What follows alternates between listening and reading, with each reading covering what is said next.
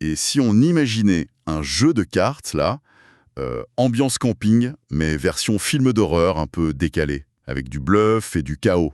Ça donne envie, non? Bah, c'est Scream.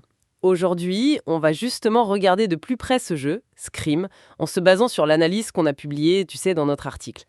L'idée, c'est de voir si le jeu tient vraiment ses promesses une fois les cartes en main. Oui, tout à fait.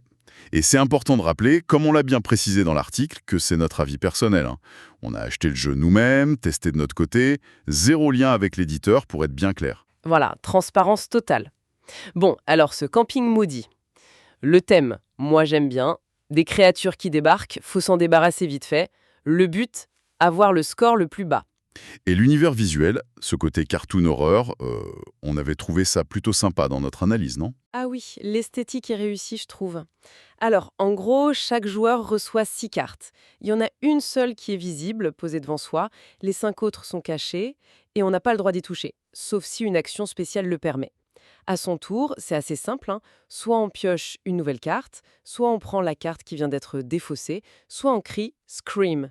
Et là, ça déclenche la fin de la manche. D'accord. Mais alors, comment on se débarrasse de ces fameuses cartes pour baisser son score? C'est là que, d'après nos notes, ça commence à devenir un peu complexe.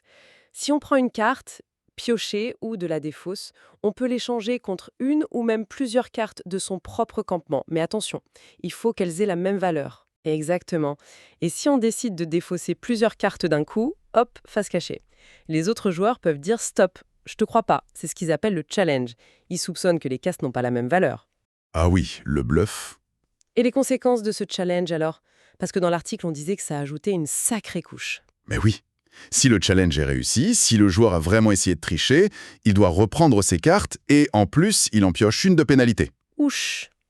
Le challenger, lui, peut se défausser d'une carte. Mais si le challenge échoue, si le joueur était honnête, là, c'est l'inverse.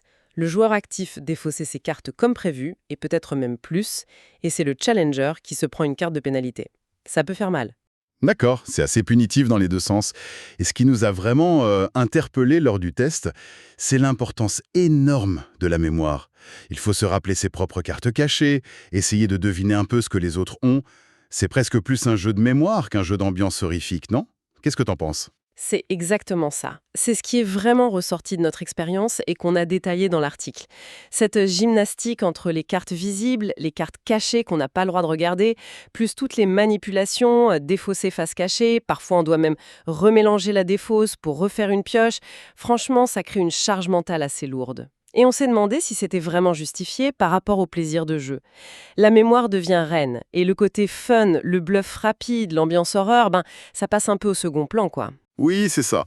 Dans notre article, on a utilisé des mots comme complexité excessive, manipulation laborieuse, le hasard de la pioche reste très fort en plus, et au final, ça demande une concentration de tous les instants pour un jeu qui, sur le papier, avait l'air plus léger, plus direct.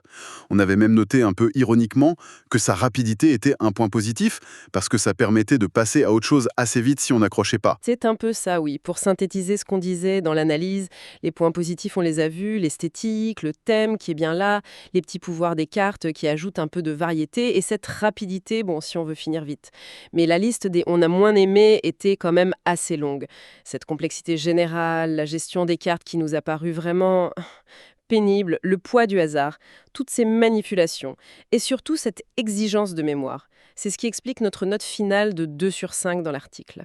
Du coup, si on se base sur notre expérience, pour qui est fait ce jeu? L'article suggère que ça pourrait plaire aux personnes avec une mémoire photographique ou qui aiment vraiment les défis cérébraux un peu tordus.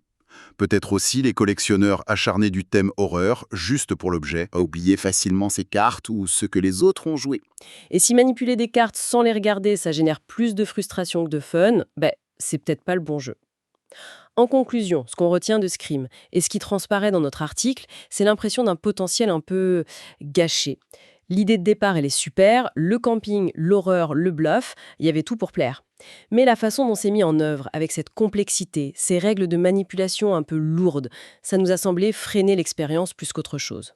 C'est dommage. Absolument. Et ça amène une réflexion un peu plus large, je trouve. Jusqu'où un thème vraiment fort, une direction artistique qu'on adore, peuvent compenser des mécaniques de jeu qu'on trouve, personnellement, frustrantes ou trop compliquées. Qu'est-ce qui prime, au final, pour passer une bonne soirée jeu? C'est une bonne question à se poser. Voilà qui laisse matière à réflexion.